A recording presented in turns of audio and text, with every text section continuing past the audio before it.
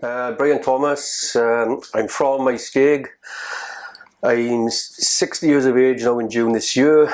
I started work in 1980 in St John's, Maesteg. Transferred when that closed to Abernant Colliery down in southwest Wales, and I went to Tower Colliery. That closed. I was actually involved in the buyout of it, so I was a member of the buyout team there. That closed. I went to Unity Mine. That closed, and I find myself now working here in Aberpergo, Energy Build Limited. Okay, Brian, so you started in the mining industry in 1980. Yeah.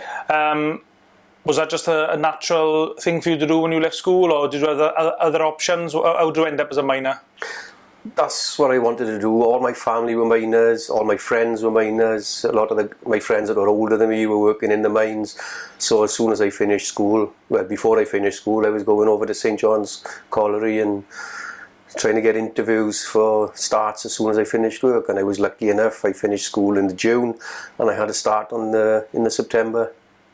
And what was it like being a miner in South Wales in 1980? What would your day-to-day job be like? Oh, I was really proud to be a miner. Like I'd listen to my uncles and my cousins, my friends, what they were doing, and it was just so good to have a chance to do exactly the same as they were doing, you know. It was a decent paid job. Like I was earning more than a lot of my friends that were working in factories. So it was a decent paid job, you know. We worked hard, but we had a decent benefit at the end of the week out of it, you know. So what would your day-to-day work involve? What type of things were you doing in the mine? Well, probably for the first 6 months, it was like an induction period, you know. For 6 months we'd go and we'd do basic general cleaning up and shoveling and things like that. And then eventually I was put onto the coal face, trained up on the coal face. That lasted for about 2 months. After that then I was what they called a grade 1 coal miner. And I'd work on the coal face on my own. We'd support the roof, and the coal would go out basically, and that was day to day. So at what stage, were you involved with trade unions in your early stage of your mining career? No, I was always been a member of the National Union of Mine Workers, but I was never actually involved as a member on the committee then, you know. Were you aware that the NUM was considered quite a political union? Was that something you were aware of? I mean, I know you were only very young at the time when you first started. The first time I really knew that it was a political union is basically when on the lead up to the miners' strike, you know. And so when were you aware that there might be a strike or a dispute or something, untoward was going to happen? Probably a few months before the strike actually happened, when there was a lot of talk in the mines. The government at the time, under Margaret Thatcher, were looking to close the mines. I was young at the time, you know, when I realised I wanted a job for life. That's what I was told when I started, a job for life, and I seen that then basically as a threat to sort of my future. So basically that's when I realised that my mine could close, and eventually it did. So what was the general opinion about the miners, the guys you were working with, when you're talking amongst yourselves about the impending strike, or what you should do to try and combat these mine closures? Well, initially it was the union was saying they were going to speak to the government about keeping the mines open because there was plenty of coal. There was plenty of coal in the ground, you know, to get out. We had plenty of coal in St John's in the mine I was working, but apparently the talks didn't. It seemed as if the government wasn't interested anyway. They had an agenda, and the agenda was to close the mines, which proved correct in the end. So how did the actual strike take place? So how did you go from working to striking, basically? Basically, that was it. We were working 1 week and we were on strike the next. You know, we'd all discussed it the weeks leading up to it, and we were all, everyone in the mine were 100% behind the strike. We knew we had to do something, or we were going to be on the dole. So it was better to have a strike. Don't get me wrong, we didn't expect to be on strike for a year. But stuck it out for a year, and so we went back with our heads held high, but it closed the mine in the end. A lot has been made since, by the press, especially the right-wing press, that there was no ballot for strike action, and that's always held against Arthur Scargill and then the NUM in particular. In hindsight, maybe he should have called a ballot. He would have won the ballot, because everybody I spoke to were behind the strike. They wanted to do something to save their jobs. That's just an excuse. They didn't have a ballot. If he'd had the ballot, he would have won the ballot. They'd have come up with some other excuse why we were in the wrong. And I think I'm right in saying that St John's wasn't initially in favour of the strike. Am I right in saying that? No, from what I can remember, that we were in favour of it. The only people that maybe wasn't in favour of it was like management, supervisory, and things like that. But the men were behind it. So going into the strike, did you have clear aims and objectives that in your mind what you were striking for? Yes, basically it's what we were told by our union, our lodge union at St John's, why we were striking, to save our jobs. And although I was young and 20 years of age, a little bit naive, I understood that we had to do something to save our jobs. And just before we actually talk about the strike itself, can you just explain to people, perhaps who are not from South Wales, or maybe the younger people, I mean, what did the mines mean to the community in the area? Because I think I'm right to say the mining life has incorporated everything about the whole area. Yes, well, when I first started in the mine, there was approximately 900 plus people working in that one coal mine, and every person that worked there shopped in the area, went out drinking in the area. So everything sort of revolved around the mine. There was nothing as big as that in the whole area, and everywhere else that had a mine in their area was exactly the same. So you, how did you find out that you're going to be going on strike? Was it you don't work one day and you were told they were walking out, or just tell me how you physically walked out on strike? Well, as I said earlier, they'd been talking about it for weeks prior to that, and they were looking at ways to sort of talk to the government, and it wasn't happening. So we could all really see that it was getting closer and closer to an all-out strike then, or what we thought would be an all-out strike. And then we went to a meeting one day, and they said, we are going out on strike. So from that day forward, we walked out and we were all on strike. So were you one of the miners who actually physically walked out, or were you not in work when the actual strike started? No, I was in work, and we just had a meeting in the morning before we went underground. Told us what was happening, went back, showered, dressed, went home, and we were out. So as a 20-year-old, what did that feel like to be walking out on strike? To be honest, a little bit exciting first of all. But because, as I said, I was young, I was 20 years of age, a couple of weeks off work, which I thought was going to be. Didn't realise it was going to be a year off work. But as I said, due to my age, it was completely different for me. There was men there that were worrying how they were going to pay their mortgage, how they were going to pay their rent, how they were going to buy food. Those types of thoughts at the time didn't enter my mind. As I said, I was living with my mother, albeit my mother was a single parent. And she did struggle for the whole year, but that's something that didn't really dawn on me for the first couple of weeks of the strike. When you were out on strike, what was your thoughts? I mean, did you think it was going to be a quick affair, a few months on strike and then back to work? Were you confident you were going to win or get a good result for the miners? Well, I was confident we were going to win initially. For the first few weeks, I thought it'd come to an end. A few months went on, it didn't come to an end. So I think that's when I realised it was going to be quite a long, drawn-out affair. I didn't know how long it was going to be, but I just settled down and accepted it, basically. No, you couldn't go on strike for a couple of weeks, couple of months, and then just say, forget it, we'll go back to work now, and all lose our jobs. 900 men. That's a lot of men to lose their jobs, just in one valley, basically. Basically what we used to do, we used to go to the local Miners Institute, which was the Nantafallon Library.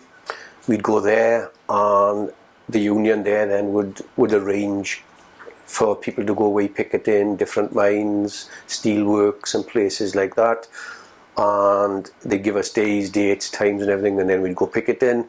If we wasn't on like a picket duty that week, I'd get up in the morning, call the boys, my friends, we'd go out, we'd play football. If it was a summer, we'd play cricket, play rugby, whatever. So things like that we did just to sort of kill the time, basically. So what were some of the mines and some of the places you picketed? What were your objectives there? Basically, we went up to Nottingham a lot to try and get the miners up there onto our side. I picketed quite a few times down in Port Talbot Steelworks to try and stop them taking sort of the coke into there, to keep them going, to try and get the steelworkers basically on our side as well. I mean, what was it like, South Wales miners going up to Nottingham to picket? Quite frightening at times, quite frightening. When we went to Orgreave and you had the police with the horses, seeing them horses, and they wasn't small horses like you see around here, they were big, and seeing them charge, it was frightening. And who didn't get out of the way, he was trampled, you know. Mm. So were you there actually for the big incident in Orgreave? I was, yes, but after I seen what was going on, I tried to keep away from a lot of that, you know, because as I said, it was frightening. I was young, I was 20-year-old. So on the day, well, the Battle of Orgreave, they call it now. Yeah. What were your objectives as miners? What were your thoughts of that day? Just basically get people on our side. That's what we were looking for, get people on our side, and the police turned up. Well, police, and I think some were army as well, because there was actually one guy with us, a picketing, and he pointed out, he said, "That's my son there." And somebody said to him, "Oh, he's in the police, is he?" "No, he's in the army."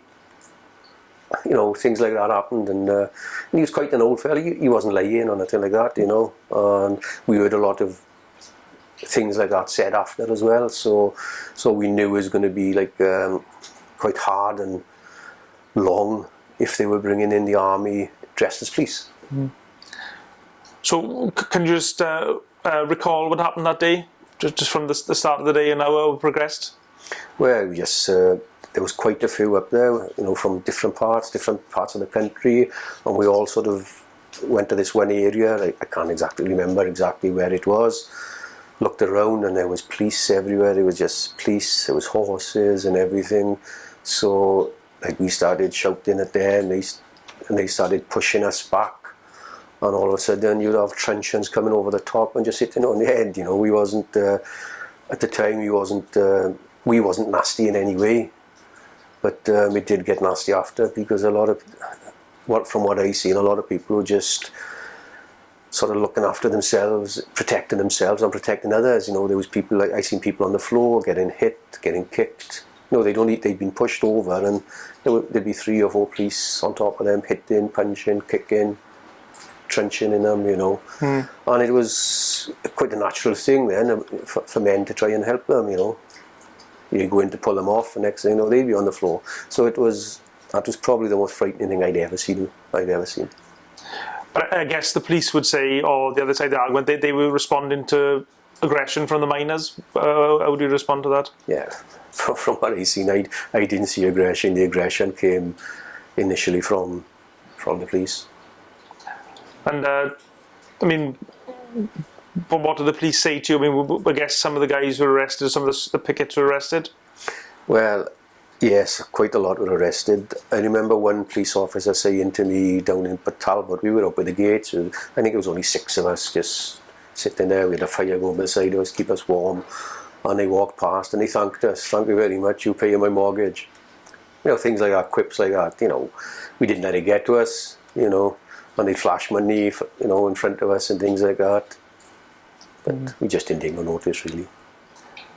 Must have made you feel angry or bitter, or? Not really. No. The way I was thinking of it, they were looking foolish, not us, you know. We didn't have money, but so what, you know, we wasn't starving. So when you were picketing, I mean, how did you try and persuade the strike breakers not to go to work? I mean, what were your tactics, or what methods did you use? Well, initially they turned up in cars, they'd wind their windows down. We'd ask them, turn back and everything like that. Follow us, and basically or we'll think about it. We'll think of it. They'll go in, but I think it was just something to get past us. So what was the reasons the miners in Nottingham gave for continuing to work? I mean, what was your views? Basically, because they were on a lot more money than the likes of us miners, because they were being paid huge bonuses up there, and they were on big money. They had big mortgages, so they just didn't want to come out, basically. So what was the view on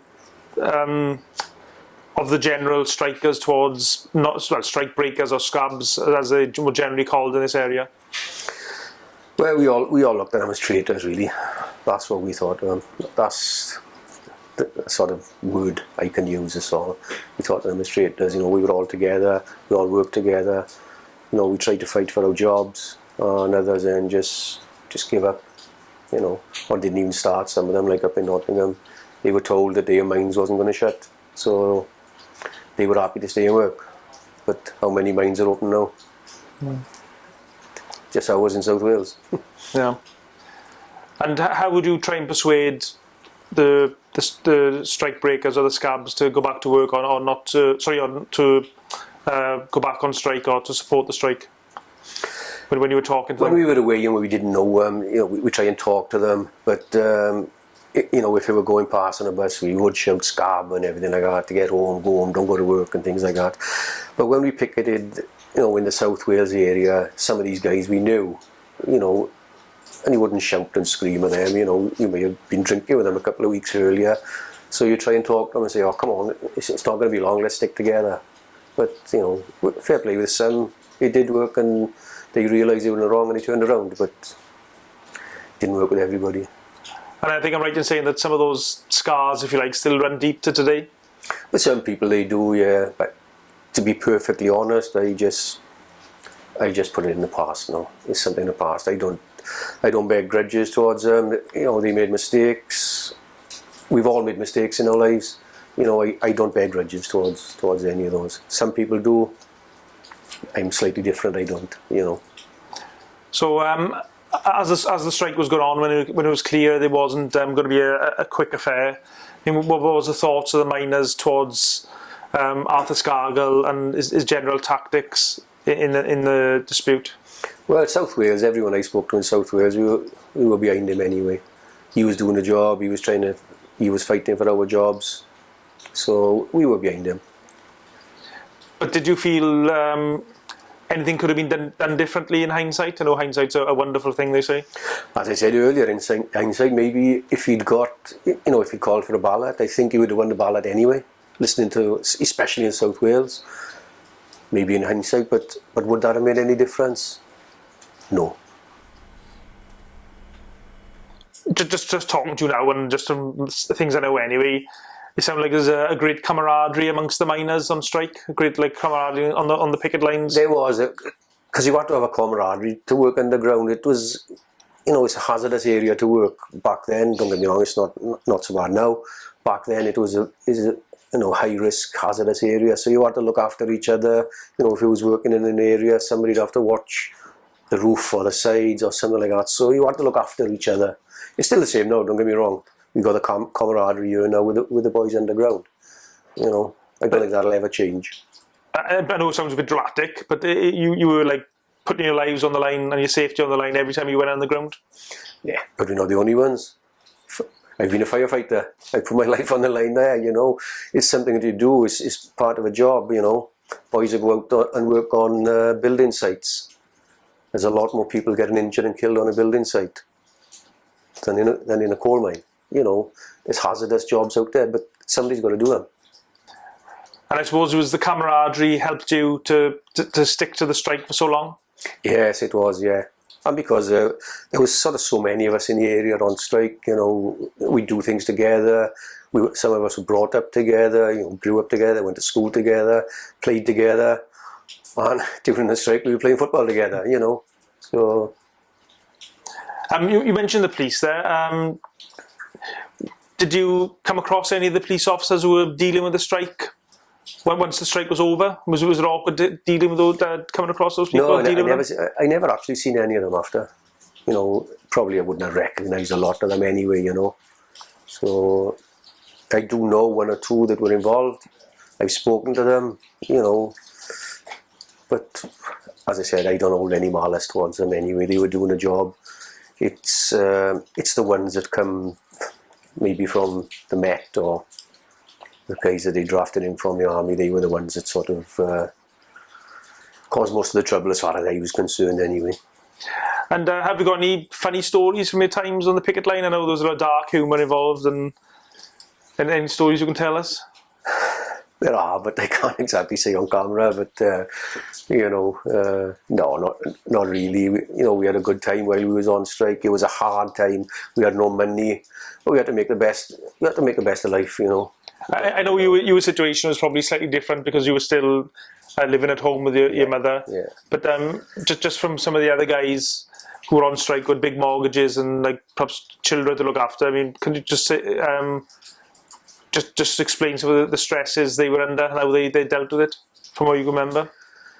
Well, some of the older guys that had the mortgages and things like that, you know, they would go to the institute and they would be desperate to have picketed because you got paid a couple of quid until they decided to stop the, you know, sequestrate our funds and basically.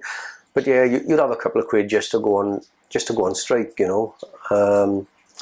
So there'd be people there that would go there and they'd be asking, look, I need the money, I need to go on strike. So with me, you know, if somebody wanted to go on picket duty and it was my turn, you know, I'd tell them, you know, you carry on, you go. Or I would go and say, oh, look, give him the money instead of me, I'll go extra, but, you know, he needs the money more than me. Because there were some good people out there, you know, we'd stay up in places like Birmingham or places like that, and the local people were behind us, you know, when we'd walk into a pub and they'd be, next thing you know, the barman would be giving us a couple of pints, you know, so-and-so paid for that, he bought those, you know, so there was a lot of people behind us, you know, that nothing to do with the mining industry. What did that make you feel like when complete strangers from another part of the UK was buying you drinks and supporting you emotionally? How did that make you feel?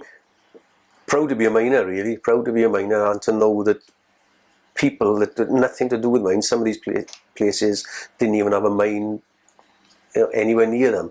And they were behind us, you know, they'd fetch food. If we were staying somewhere, they'd fetch food.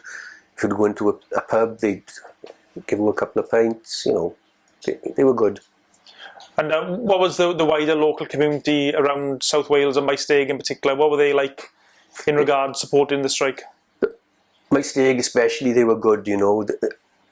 I think it was every Friday I'd go to the community centre in Croesero where I was living at the time with my mother, and I'd pick up a bag of food, you know, and every bit of that was come from donations basically in the Cummer and Maesteg area, you know, so we knew people were going shopping and then putting things in the basket for the likes of us, and so they were all behind us, you know. And I believe there was lots of women support groups. Yes. A lot of the wives were helping out, doing a lot behind the scenes. Oh, but behind the scenes, they were excellent. Not, you know, some of them went away picketing and things like that. You've probably seen it on TV. You know, they've been picketing, the same as the police. But behind the scenes, you know, when it come, you know, we had to eat in the end. The families had to eat, and they'd go around, they'd collect the food, they'd be there, they'd be dishing the food out. And if there were families that did, you know, had quite a few children, you know, they'd make food for them in, you know, in a community centre, so they'd feed them. So they worked really hard behind the scenes, you know. So at what stage did you feel that you weren't going to win the strike, or you weren't going to get a successful outcome and save the pits? Probably about a month before the strike ended, you know, knew then that it wasn't going to win. We weren't going to win the strike.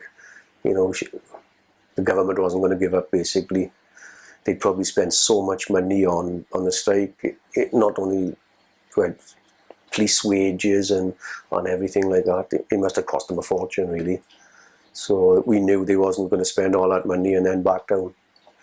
Did it feel personal to you guys, the strikers? Oh, As if the government yes. was personally trying to destroy your industry? Yeah, it was personal because we knew the government and Margaret Thatcher at the time.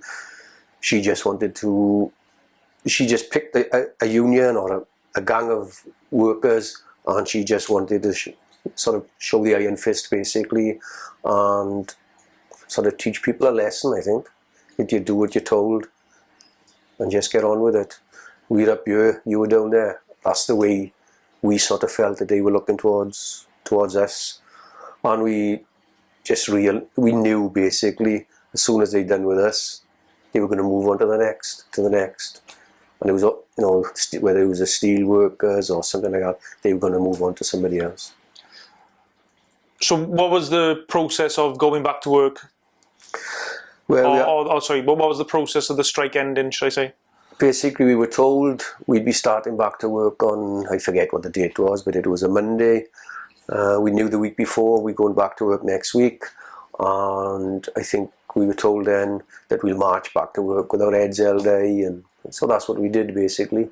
Did you have a ballot about returning to work, or was it just a lodge-based ballot? I don't think we had a ballot about going back to work. I can't remember, to be honest. I can't remember if we had a ballot, but it was said that we were going back to work, and well, not only us, all the other mines, they sort of all marched back with their families, their banners and brass bands and that, and we returned to work sort of as best we could, really. Emotionally, how did you feel walking back into St John's after 12 months on strike, and obviously not... A bit depressed, really, because we'd spent a year trying to fight for our jobs. We were going back to work, but we really knew it wasn't going to be for long. So you believed Arthur Scargill and your leaders in the NUM that what they were saying, that this really was going to be the end of the industry? Yeah, we knew it was, yeah. And it's proved. It may have taken a long time to prove that him and the NUM were right, but you've only got to look at the country now. How many mines are left? We are basically the only operating coal mine in the UK. So, how long did St John's last after you went back to work? A year, maybe two. When the mine was closed, I mean, how did you feel about it? I mean, what was the thought amongst the miners, the guys who fought and lost a lot of money trying to save that pit? Sad, really. We were sad the mine was closing, but we wasn't sad that we'd fought to try and keep it open. You know, miners are very proud people, and they were proud of what they'd done or what they attempted, basically. Nobody else have done what we done, go on strike for a year like this to try and fight for our jobs. And how did the closure of St John's in Maesteg affect the local community? Terrible, because a lot of the boys took redundancy. They thought it was good at the time, at £5,000–6,000 some of them had. By the time they bought the car, he was gone and he was skint. And there just wasn't jobs in the area. The pubs, some of the pubs, they noticed that their take-ins went down, the local shops and that. There just wasn't money there anymore. I was lucky. I put my name down to go to another mine. So I was transferred to Abernant Colliery, which lasted 2 years before they closed that. Then I transferred to Tower Colliery. That closed, but we were lucky. We sort of put our redundancy money, £8,000 into that. Basically, that's another story. That closed, and well, I'm here now. I stuck it out. You're clearly very proud to be a miner. Yes, and then very proud yeah. to be. I mean, what's mining like today for you in the mine we're in here today? It's a lot different now. It's a lot safer than it was years ago. I've got to say that now. Some of the old guys are still here that I was on strike with, or many of them. A few of us left here. Don't get me wrong, I'm not working hard now as a miner. I do the training, bit of the safety, HR, mines rescue, sort of manage mines rescue as well.